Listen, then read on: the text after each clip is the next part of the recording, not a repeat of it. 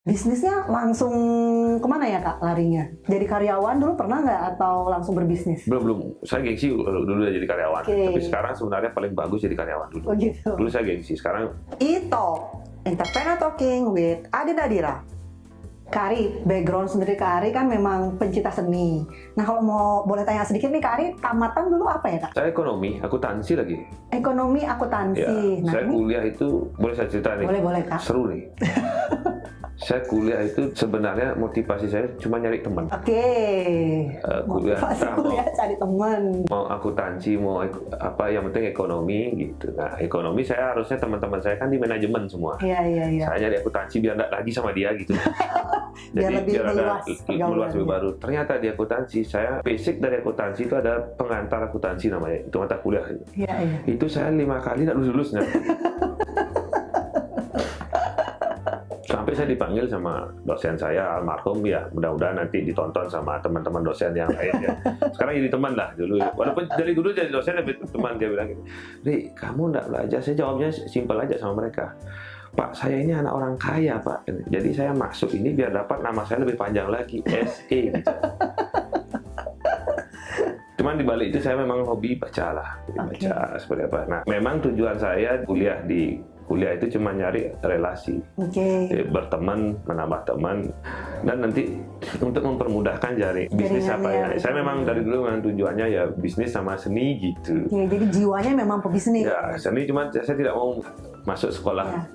Menggambar itu dulu, nggak ada orang keren di sana di menggambar itu, makanya saya nggak masuk ke sana, nggak kuliah ke sana, nggak ada orang keren yang memang jadi panutan itu loh. Takutnya ke bawah jadi nggak keren gitu ya? Iya, jadi saya udah tahu diri saya jelek, ibarat penjor gitu loh. Kalau penjor tuh udah jelek tuh payasin dah dikit biar keren gitu loh. Kalau saya masuk ke sekolah yang tidak tergambarkan kan susah saya menggambarkan diri saya. Gitu. Masuk akal sih analogi. Ya itu juga branding loh. Iya.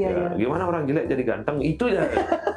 Nggak ganteng lah, keren. Sekarang agak membaur nih, berarti tipsnya gimana caranya orang jelek menjadi ganteng? Ya kayak saya ini, Anda nilai sendiri dah. Lebihnya nggak ada, kurang banyak, kurang tinggi gitu, kurang ganteng, kayak gitu, kurang kekar, kurang apa, mungkin kalau gitu loh.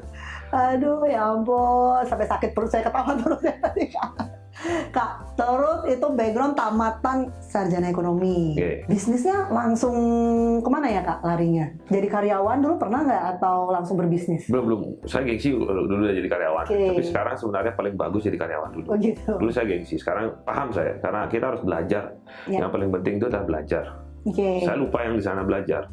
Jadi karena saya langsung jadi bos, ya naik turun ini lebih cepat. Iya. Karena kita tidak belajar. Iya. Bisnisnya langsung kemana ya Kak larinya? Jadi karyawan dulu pernah nggak atau langsung berbisnis? Belum. Saya gengsi dulu udah jadi karyawan. Tapi sekarang sebenarnya paling bagus jadi karyawan dulu. Oh gitu. Dulu saya gengsi. Sekarang pas bisnis pertama itu oksigen. Oksigen cuma mampu saya juga menjual waktu itu oksigen. Yang pakai oksigen zaman dulu itu dari dulu saya memang tidak mau bisnis yang common, yang banyak orang saya buka oksigen. Beda sendirilah gitu. Ya, teman dagang toko bangunan, saya enggak oksigen gitu. Oksigen itu dipakai sama rumah sakit sama tukang las. Nah, itu juga bersaingnya ketat dari sana ternyata. Sampai saya pernah pingin punya pabrik dulu.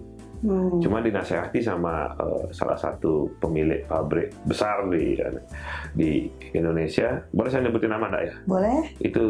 Itu Samator Group namanya. Salah satu pimpinannya, Ri, nggak bisa Ri kalau kamu bikin pabrik di sini sedangkan kolam kita masih segini aja, Ri. Paling orang ini pindah atau bangkrut, hidup lagi satu pegawainya lagi kita. Itu kejadian pertama saya berpikir dulu. Jadi modal tangkinya kan besar, itu satu tangki itu zaman itu ya 2002 itu satu tangki itu 1,5 juta sampai 2 juta.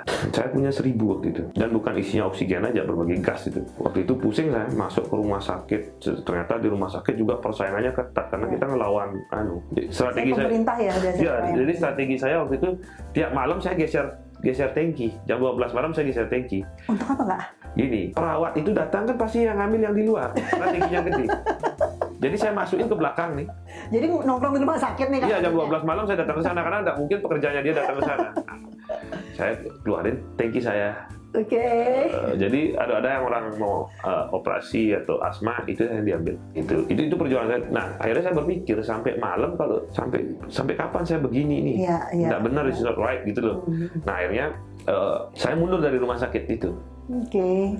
orang bangga karena pesaingnya hilang. Ternyata saya tidak hilang. Saya langsung nyari dokter, dok siapa sih pelanggan orang yang punya sakit asma. Langsung saya ke rumah-rumahnya loh. Nah sampai hari ini saya itu disebut, keren banget ya. Disebut tangan Tuhan. Karena orang yang mau sakit gitu, asmanya kamu nggak bisa napas, tiba-tiba oksigen saya datang kan sehat lagi. Ya doa itu yang membuat saya mungkin bisa begini. Nah kemudian saya juga bisnis spare part.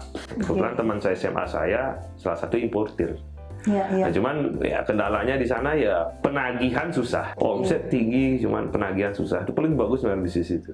Nah berhenti di sana, baru saya memang kan basic memang senang seni. Kenapa tidak sekolah seni? Karena jujur saya lihat ya salah satu itu, yang kedua seni itu harusnya bebas. Tapi yang saya lihat di edukasi seni itu terikat. Pakemnya harus gini, kamu harus gini. Nah itu yang membuat paling penting sebenarnya kenapa saya tidak ke sana gitu. Ya kan? Karena saya tidak mau jadi follower. Akhirnya setelah itu ya dapat ketemu ya ngobrol sama teman bule. Kebetulan karena saya suka desain, dia kaget lihat konsep yang saya buat. Sebenarnya itu konsep komik saya, bukan konsep villa. Karena saya ingin membangunan itu, saya belajar Astokosala Kosali, ya belajar ini. Itu bangunan yang memang saya suka komik sebenarnya gitu. Itu yang mau saya buat. Karena memang dari Kak Ari sendiri memang suka belajar ya Kak ya. Jadi saya lihat dari tadi selalu saya belajar ini nih, dari sini gagal, saya lewat sini nih.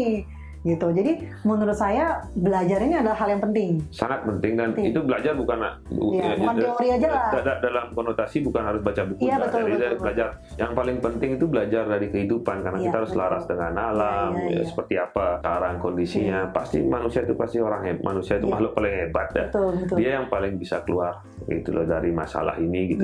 Dan juga makhluk yang tugasnya paling tinggi. Paling tinggi yang saya maksud menjaga keselarasan itu. Itu branding juga kalau Anda tidak bisa jaga selaras itu nggak bisa branding namanya. Branding ini luas banget ya. Luas sebenarnya. Kalau nggak selaras gimana mau branding? Betul. Nah kayak gitu baru saya kontraktor itu sebenarnya tujuan saya cuma oke lah belajar. Itu tidak ada tujuan saya memang untuk saya mau jadi kontraktor yang hebat. Nggak, saya tidak sana. Nah dengan kontraktor kan kontraknya gede zaman itu. Jadi dengan gede itu saya pakai modal untuk bikin komik itu. Jadi ya. Dan saya dengar nih katanya komiknya sudah masuk go internasional gitu ya. Sebenarnya go internasional itu lebih ke item kolektor. Dulu waktu awal launching itu Periplus sama Kinokuniya minta. Cuman seiring sejalan penjualannya tidak begitu bagus. Jadi saya harus berpikir lagi nih ya. Jadi saya berpikir untuk mengambil sesuatu yang baru. Apa itu belum saya terpikirkan karena dengan nunggu waktu momen saya sebenarnya sebelum itu. Nah, masuklah komik ini Periplus turun, saya keluar dari Periplus dan Kinokuniya, tiba-tiba ada email masuk dari Inggris. Nah, kebetulan ini adalah salah satu sutradara di Inggris science fiction. Dia ada yang beli komik saya sampai hari ini gitu. Oh gitu, berarti sampai hari ini masih menekuni komik ya Kak ya? Pas pandemi ini memang saya harus cut dia. Bukan cut karena kita tidak bisa bayar. Saat ini memang saya cukup sekian, komik saya udah cukup ditahu banyak orang dan itu komik saya mendapat the first digital painting in Asia. Wow, keren banget. Di Asia ya, nggak ada semua. Bangga kita loh sebagai warga Bali. Digital paintingnya kan harusnya covernya doang. Ini full book, baca buku seperti orang nonton. Karena gambarnya saya manjain. Jadi target saya di sana, saya diemin dulu ya, siapa tahu nanti anak saya akan melanjutkan. Gitu. Memang saya bukan tidak bisa itu dibilang, kalau dibilang jatuh itu tidak bisa karena saya belajar. Oh, hentikan dulu yang ini. Siapa tahu nanti kayak apa tadi J.K. Rowling. Karena anaknya yang melanjutkan. Benar. Jadi kalau kalau bapaknya terlalu pintar nanti anaknya bodoh semua karena dia menikmati. Nah, sekarang ini saya sisakan seperti ini. Kebetulan nih karena teman saya di kopi, dari dia saya lagi masuk ke kopi gitu. Masuk ke ya orang lain boleh bilang saya terlalu receh ngambil hal yang terlalu signifikan, jauhnya dari kontraktor yang profitnya dianggap gede, dianggap loh sampai ke bawah ini saya ngambil di warung gitu. Penuh ibarat kata tanjakan tingkatan lah ya Kak. Saya bilang sama teman saya, kalau saya kenapa saya nak bikin kafe gitu loh. Saya bilang zaman dahulu di sejarah ya yang dibaca-baca itu, kalau ada musibah yang punah itu pertama dinosaurus. Kakak berkaki itu masih selamat, dia lemah kayak begitu. Makanya saya milih sejelek-jeleknya itu dia masih bisa bertahan. Iya, Itu iya, yang saya bilang, kenapa dia banyak orang bilang wow, bertahan di corona. Iya, pantas nggak tutup-tutup nih. Iya. Maksudnya ketika corona ada, yang lain pada tutup, ini tetap jalan dan malah berinovasi nih dengan kayak gini nih ya. Betul. Iya. Saya buka kopi shop itu antara buka dan tutup sama aja sebenarnya. Iya, benar. Tapi kenapa saya buka? Masyarakat stres loh. Benar. Masyarakat stres. Penjualan ya jelas menurun lah. Saya biasa Iya. buka dari jam 10 sampai jam 12, sekarang setengah dari Iya. itu kan income kita 8 setengah. malam pada saat itu ya, Kak, ya. Iya, terang. Tapi kalau saya tutup sekali, saya waktu itu berpikir masyarakat kan bisa chaos loh kalau orang kena dia di rumah saja. Nah, lagian kenapa saya berani buka? Mungkin saya dianggap mendobrak daripada aturan pemerintah. Tapi saya sudah sediakan waktu itu Mengikuti protokol yang ada. Betul. Saya pikir juga saya pelajari di WHO itu kan cuman droplet. Iya. Droplet sama jaga kebersihan dan Benar. sehat. Jadi akhirnya kan orang-orang sepeda juga saya ajak Iya. ngopi semua, jaga jarak. Walaupun kelihatan dari luar memang dekat, tapi mereka jauh. Ya kita contoh ini, saya pernah menegur orang, Mbak bisa jauh. Ini istri saya, Pak, mulut saya tiap malam droplet. Jadi kan susah Iya, juga. benar, Tapi benar. dari sisi yang lain melihat ini ya, cuman kalau dekat kan mejanya begini. Iya. Ini baliknya di belakang juga Ada juga orang. punggungan gitu loh, bukan Iya. gitu. Nah, itu yang udah saya terangin. Lama-lama terus penjelasan begini ke pecalang berat juga nih gitu loh. Makanya keluarlah kayak begini. Iya. Jadi ini bisa ngopi di Minimal kamar ibarat gitu. kata kalau saya lihat sih yang dipegang teguh oleh Bhinneka sendiri adalah bikin image tersendiri lah buat masyarakat. Even situasi apapun kita ini tetap ada loh, semacam ikon. Dalam artian mereka di luar nggak usah ketakutan nih, kita loh masih ada di sini. Gitu. Oke. Soalnya itu kasihan loh, saya lihat mereka mengeluh aja gitu. Terus uang nggak ada, karena nggak ada uang. Benar. Mereka apapun sesuatu yang perlu dinikmati harus spend money gitu loh. Tapi dengan spend money di Bhinneka itu mereka kopi satu gelas kopi itu bisa membuat mereka itu terhibur. Kepuasannya berbeda. Terhibur yang utama. Kalau manusia itu kalau perutnya lapar atau nggak bisa berbicara, Tuhan lewat dia nggak bisa lihat. Dia bisa emosi dia. Nah itu yang saya sebenarnya pikirkan waktu kenapa saya buka, bukan melanggar aturan, pingin dapat profit. Nah kita bicara nih tadi tuh aturan bukan hanya ingin mendapatkan profit semata. Betul. Nah tujuannya berbisnis. Ibarat kata ini kita sampai bikin Bhinneka ini kan pasti ada tujuan lah. Tujuannya kita biar bisa sama-sama menikmati. Oke. Itu tujuan saya. Jadi karyawan, masyarakat, pemilik itu sama-sama menikmati, tapi yang tidak greedy. Karena saya ingat dengan pasal 5, karena namanya Bhinneka kan harus ngambil Pancasila. Iya, jadi mengikuti. Ya, sila kelima ya, jangan pasal lah. Sila kelima itulah keadilan sosial bagi seluruh rakyat Indonesia. Ini yang saya gunakan sebenarnya. Iya. Keadilan kan belum tentu dia harus sama. Cuman kita membagi rasa. Iya. Adil kan? Iya. Itu yang saya berikan sebenarnya. Oke. Karena tadi saya dapat ngobrol-ngobrol sama Kak Ari juga sebelum kita mulai session nih, bahwa Kak Ari menyebutkan gimana caranya kita agar tetap berbagi, karena berbagi nggak mungkin akan bikin miskin, betul ya Kak? Ya, ada itu begini ya. Iya, dari kakek katanya. Jadi kayak saya bilang gitu, nggak ada orang miskin karena kamu berbagi. Iya. Nah, jadi tujuan dari berbisnis sebenarnya kita harus tentukan tidak selalu hanya memikirkan uang. Ya, betul. Hanya memikirkan profit semata, friends. Harus dipikirkan juga gimana caranya agar orang-orang di sekeliling kita ini akan merasa terbantu. Baik itu dari sisi customer, baik dari karyawan kita, even juga untuk toko kita sendiri. Ya. Jadi semua harus kita pikirkan dengan baik-baik. Karena hanya dengan berbuat kebaikan, maka kebaikan lain akan hadir buat kalian juga Itu semua. jangka panjangnya besar. Iya. Kak, ini dari tadi minum masih tahan nggak nih Kak? Nah, ini termos ini tahannya 12 jam. 12 jam. 12 jam. Panas terus. Gitu. Oke, berarti kalau misalnya karyawan itu beli pagi, dia siap-siap untuk siang masih bisa lah ya? Masih bisa ya. Tapi saya sarankan cukup untuk 4 jam aja. 4 jam. Karena kenapa? Kalau sampai dia lewat dari 4-5 jam itu, asamnya dari kopi itu pasti muncul ya. Lebih keras deh jadinya.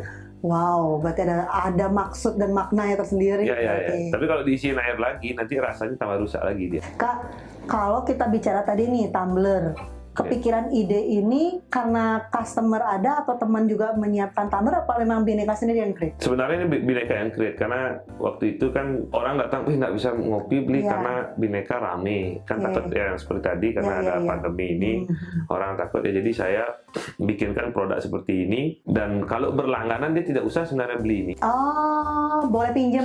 Boleh pinjam, tapi tiap hari kan saya dengan syarat dia beli isi. Terus nanti yang ngambil habis dia minum dari Bhinneka apa kirim? Dari Bhinneka aja, dari Bhinneka tinggal WA aja di di Bhinneka, nanti orang Bhinneka yang ngambil. Nanti maunya beli, saya maunya tiap jam 7 pagi udah ada.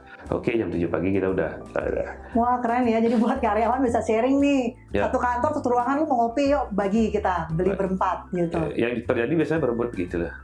Karena pembagiannya nggak adil, mereka nggak lihat gitu. Satunya pakai gelas tinggi gitu kan, ini es batu lagi nanti. Nah, di sini sebenarnya kita harus bisa berbagi, karena saya juga, ini filosofinya ada loh, kayak tadi yang saya bilang tadi, bagaimana kita berbagi gelasnya sama rata isinya. Iya. Kalau agak lebih sedikit berarti dia antara dia rakus atau kelupaan gitu. Jadi kita tahu karakternya orang dari sana. Iya.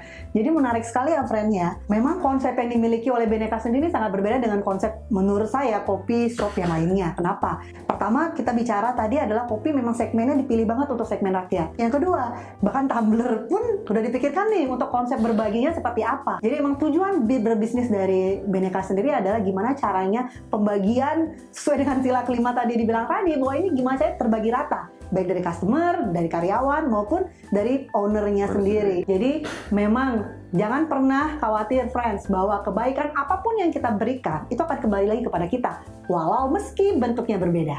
Nah, sekarang kita akan masuk ke acara yang nanti. Acara apaan? Boleh Kak keluar pintu sebelah sana. Jadi Kak, kita di setiap sesi tadi kan bicaranya sudah berat-berat nih. Gimana caranya ini, caranya itu. Nah, kita sekarang mau kasih challenge tersendiri buat narasumber kita. Nah, kan ini yang terberat jadinya. Ya itu nggak berat sebenarnya. Nah, ini sikap kita bikin sekarang masalahnya adalah berbagai pertanyaan yang Kakak harus jawab dengan cepat. Jadi apapun yang ada di luar kepala, silahkan diungkapkan. Siap ya Kak ya? Boleh minum dulu Kak? Halo. Ada perlu minum ya. Oke Kak, nomor pertama. Bisnis adalah... Lu jawab nih, bukan milih nih. Enggak, jawab Kak. Bukan pilihan. Jangan salahkan saya Kak, salahkan konten saya. Bisnis adalah bagi saya berkarya. Berkarya. Kenapa Kak? Ya apapun itu, hasilnya adalah hasil. Ya. Walaupun bukan dari materi aja ya Kak ya? Ya itu. Karena dari tadi saya lihat kan Kakak selalu bicaranya gimana saya menambah teman, menambah pengalaman, pembelajaran secara langsung. Jadi itu pun adalah hasil dari berbisnis. Saya tidak pernah berpikir bisnis itu uang, bisnis itu karya. Ya. Jadi uang nomor sekian gitu. Saya tidak pernah berpikir karena bisnis, apa itu bisnis? Kenapa kamu melakukan ini? Ya karya. Dagang kopi pun karya. Tidak harus karya itu saya buat komik. Karena kopi pun karya. Gitu. Nomor 2 ya Kak ya. Meninggalkan masalah atau merangkul masalah? Merangkul. Merangkul siapa Kak? Merangkul. Merangkul masalah. Kenapa Kak? Ya kan saya belajar dari masalah. Seperti minum kopi, kita belajar cari gurih dari pahitnya. Kita belajar dari pahit. Kalau meninggalkan masalah, kamu tidak akan belajar. Benar. Karena memang ibarat kata kalau kita analogikan dengan bisnis, kegagalan adalah keberhasilan yang tertunda. Jadi gagal dulu, cari masalah dulu. Nah itu bodoh namanya. Oh gitu Kak, bodoh. Kalau menurut saya itu bodoh. Kenapa Kak bodoh Kak? Karena Anda tidak belajar. Karena artinya tidak belajar? Iya, tidak belajar. Gagal itu karena Anda tidak belajar. Kurang pembelajaran? Ya, kalau menurut saya ya, kacamata saya. Lanjut Kak? Lanjut. Membangun bisnis bersama keluarga atau bersama teman? Teman. Kenapa sama keluarga nggak mau Kak? Belum mau? Keluarga ribetnya lebih banyak ketimbang sama teman. Karena semuanya kekeluargaan. Ya, itu bahaya. Saya agak straight sedikit dalam bisnis. Saya tidak mau ada orang yang tidak paham atau terlalu paham dengan saya. Gitu. Jadi harus profesional ya Kak ya. Kalau berbisnis sama keluarga, jadi beda porsinya. Nah, ini masuk ke brand adalah? Bali saya bilang brand itu seni. Brand adalah seni. Kalau saya menerjemahkan brand itu seni. Jadi yang bisa dinikmati oleh banyak orang dan diingat banyak orang. Dinikmati oleh banyak orang dan diingat oleh banyak orang. Betul. Brand lokal yang sering Kakak pakai? Bhinneka. Yang terakhir, lokal atau global brand? Lokal. Kenapa Kak?